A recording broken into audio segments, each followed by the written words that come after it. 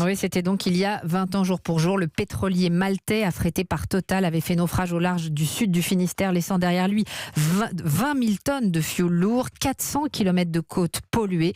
Depuis Aude-le-Roi, la France comme l'Union européenne ont renforcé la sécurité maritime. Le naufrage de l'Erika et son désastre écologique ont provoqué un électrochoc dans les pays de l'Union européenne. Depuis 2002, une agence européenne de la sécurité maritime gère une armée d'inspecteurs à travers toute l'Europe pour contrôler surtout les navires de commerce étrangers lorsqu'ils transportent des matières dangereuses ou des hydrocarbures, explique Thierry Coquille, directeur des affaires maritimes au ministère de la Transition écologique. Par an, dans la Manche, c'est à peu près 50 000 bateaux qui y passent.